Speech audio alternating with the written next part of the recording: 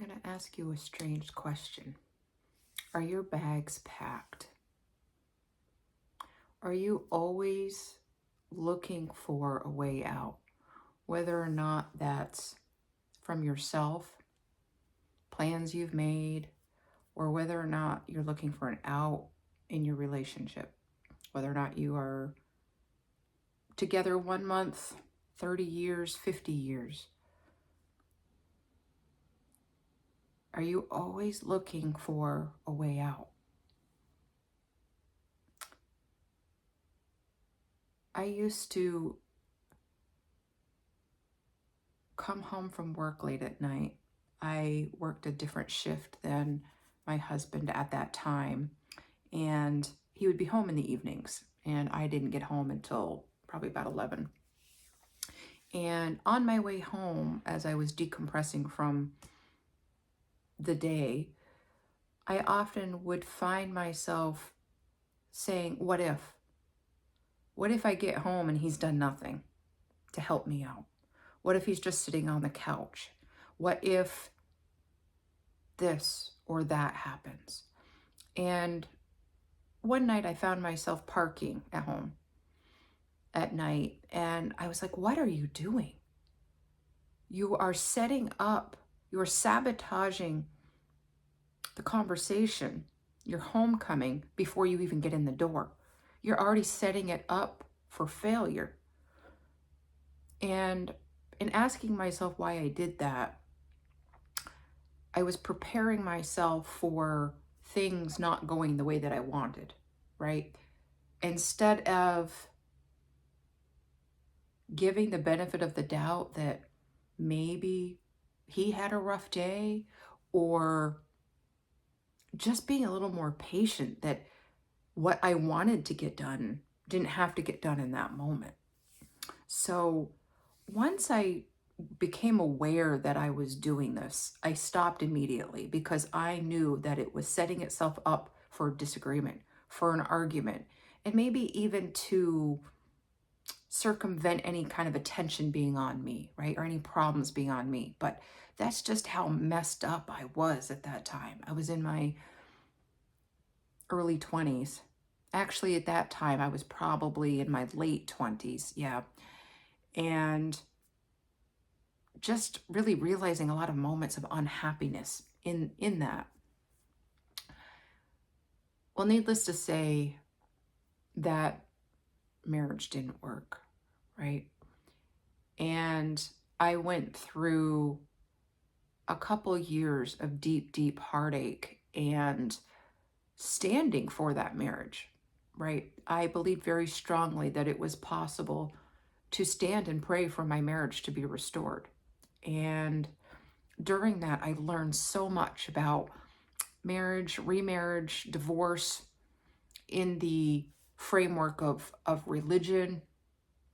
And it was very strict, right? I found a lot of freedoms in some ways and a lot of harshness in other ways. And I learned just how detrimental it is to have those preconceived arguments, right? Expecting them to go a certain way instead of allowing my partner to speak, to have a voice. So during the time that I stood and that I was praying for healing for myself, I really didn't get into as much deep healing as I needed to do. I was kind of surface level, trying to handle things, trying to find a way back to feel whole again, to not feel such a lack, such rejection. I found that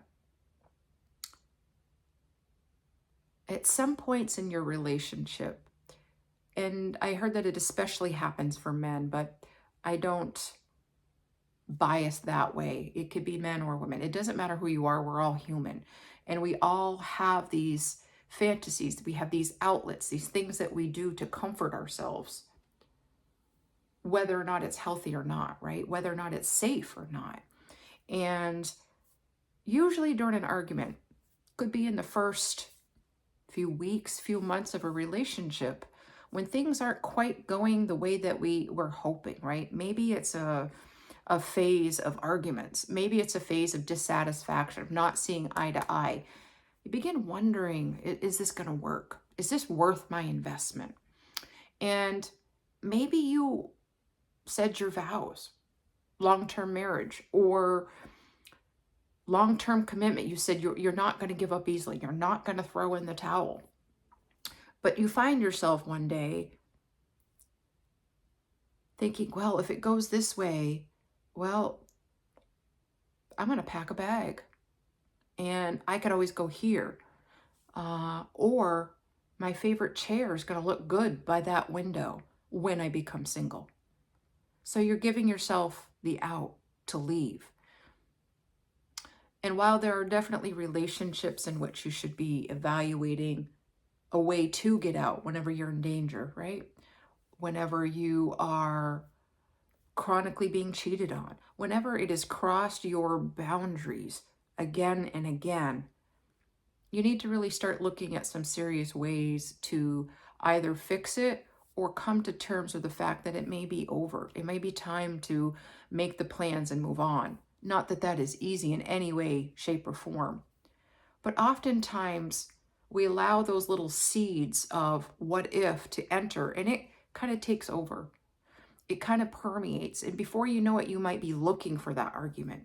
You might be instigating that argument just to prove a point, just to give yourself an out. And before you know it, the little foxes spoil the vine, right? Before you know it, someone you might be flirting with at work might become more enticing than your partner. And all kinds of doors start opening up. And while there's no judgment here, this is an invitation to take a look at the relationship that you're in, whether or not it's with yourself or with a long-term partner, and really evaluating what is it that you want? What is it that you're doing to support that marriage? And if there's any, or relationship, it doesn't have to be marriage. And really ask yourself if you are packing your bags or if you already have a bag packed, just waiting for that little argument, that little thing to go wrong so you can find an out. Do you really need to find a way out? Is it because things have gotten a little too hard? You're a little uncomfortable? Are you throwing in the towel too early without really working through it? By really making sure that you are showing up for yourself, not packing the bag on yourself that you're just going to abandon this project or that project without giving it the time. In today's day and age, everybody wants things instantly, right? We all want quick return on our investment. We want the satisfaction and the happiness and the joy. And those are all beautiful things. But we're not void of challenges. We're not void of hardships and lessons we need to learn. And while we grow and change, there will be relationships that we outgrow. But that doesn't mean you outgrow all of them. Sometimes the growth will look different with you and your partner. But if you're both willing to meet each other where they're at and communicate and share and not give yourself the out, you could be surprised at how you end up growing together. It's always going to be a little off. Nothing is going to be perfect, but it can be in harmony.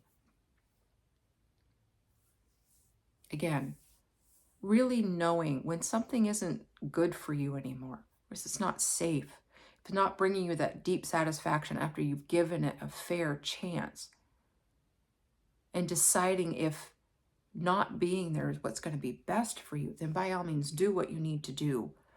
But I would be remiss if I didn't say that sometimes we're looking for an out when really you should be locking in, right? That commitment that you made. What can you do? How can you show up differently? Can you unpack the bag? Can you heal those past hurts and begin again? Can you make it fresh and new? Especially if you're still in love with your person. If there's any hope, love, and respect there, it may be worth fighting for. So, do you have that bag packed, ready to go should the littlest thing happen? If that's the way it is, you might as well just leave now. But if you don't really want to, but yet you're just finding these excuses, these reasons why you don't want to stick around, then look at those fairly. But if that's all it is, then ask yourself if you're abandoning that person too soon. And are you abandoning yourself? Maybe through that thought process, through a commitment to healing and working on yourself and on your relationship, you can pack a bag to go on that romantic getaway. Maybe it's a day trip to the beach. Maybe it's an overnight in a beautiful spa-like resort. Maybe it's a picnic. Maybe it's reconnecting to dating again and coming up with some things that you both like to do in the compromise, and coming up with some new things to do that maybe you've never tried before, a new way to support, to put a new thrill, to put a new spin on your relationship. It may be worth fighting for. You, beloved, are worth fighting for. So don't pack a bag on yourself either, right? Give yourself a chance to heal, to really be with yourself and get to know yourself. You are, again, the one person you're never going to get away from. You have a lifetime commitment. You have an eternal commitment to yourself. But here on earth as a human, we already have so much that can be difficult, that can be a struggle if you choose to let it be. But sometimes reframing that commitment, changing that point of view can really make all of the difference. Maybe you need to switch from your sweatpants to an evening dress and pack a bag somewhere fun, somewhere relaxing, and invigorate all of those beautiful things that you've already poured into your relationship. It's worth thinking about.